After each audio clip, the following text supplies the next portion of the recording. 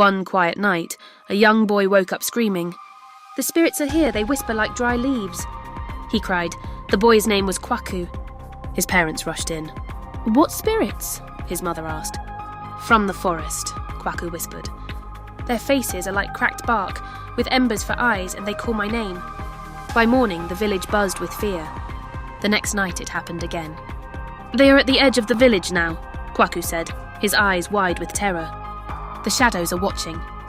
On the third night, the haunting figures appeared. Woven from thorny vines, they glided silently through the village, their ember-like eyes fixed on Kwaku, who was the only one who could see them. They beckoned, and he walked toward the forest as if in a trance. The villagers followed. At the forest's edge, the spirits swirled around Kwaku, their forms twisting to show him visions of fire consuming the trees. "Fire is coming!" he cried out. Just then, a loud crack echoed from the forest. A terrified stampede of animals burst from the trees, fleeing a rapidly spreading fire. Immediately, the elders rallied the village. They worked all night to build a firebreak. By morning, the village was safe. Everyone looked at Kwaku, the boy who had saved them. The elders gathered under the great tree. "The spirits of the forest were protecting us," one declared. From then on, Kwaku was revered as the boy who listened when the spirits spoke. After the night Kwaku warned the village about the fire, everyone began to respect him. The villagers believed the spirits of the forest had chosen him to deliver their messages. But not everyone was happy about it. One man in the village, a proud hunter named Yao, did not believe the story.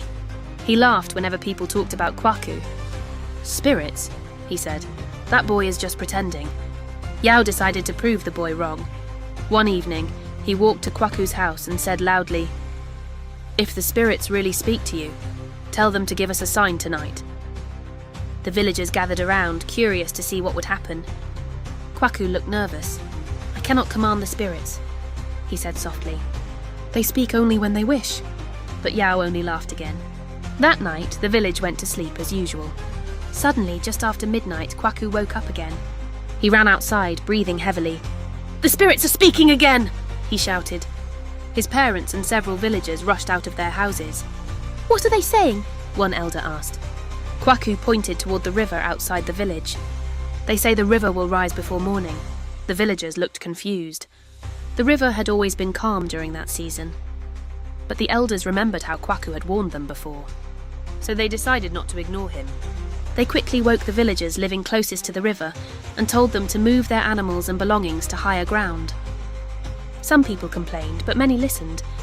Just before sunrise, dark clouds suddenly gathered in the sky. A heavy storm began pouring rain for hours. Soon the river began rising rapidly. By midday, the river overflowed its banks and flooded the area near the village. But because of Kwaku's warning, no one was harmed. Even Yao the hunter stood silently watching the water. Finally, he walked toward Kwaku. "I was wrong about you," he said. From that day forward, no one doubted the boy again. Weeks had passed since the river flood, and the village had returned to calm. Kwaku had earned the trust and respect of nearly everyone. Even Yao, the proud hunter, now followed him quietly, learning to listen rather than mock. One evening, as the villagers prepared for the festival of the harvest moon, a stranger appeared at the edge of the forest. His clothes were dark and tattered, and his eyes glinted strangely in the torchlight. "I am a traveller," he said in a soft, mysterious voice. "I seek shelter and answers." The villagers whispered nervously. Kwaku stepped forward. "If the spirits allow it, he may stay," he said quietly. "But I sense danger." That night, strange noises echoed from the forest. Kwaku awoke suddenly, feeling the spirits' warning more strongly than ever. "The stranger is not what he seems," Kwaku told Yao. Yao, now trusting Kwaku completely, grabbed a torch. "Lead the way," he said. They moved silently through the village. Near the river, they saw the stranger crouched low, digging furiously in the mud. A chest lay half-buried beside him. "The spirits warned us," Kwaku said. "He plans to steal from the village." Yao stepped forward bravely. "Stop!" he shouted. The noise woke the villagers, who ran with torches and sticks surrounding the stranger. He tried to flee, but Kwaku's calm voice stopped him. "The spirits see everything," he said firmly. "You cannot escape the truth." Caught, the stranger confessed. He had been searching for the village's hidden treasures. The elders gathered. "You will leave this village immediately," one said. "Never return," the villagers cheered. Yao turned to Kwaku and said humbly, "I was wrong before. You saved us all." Kwaku smiled, but he knew the spirit's work was never finished.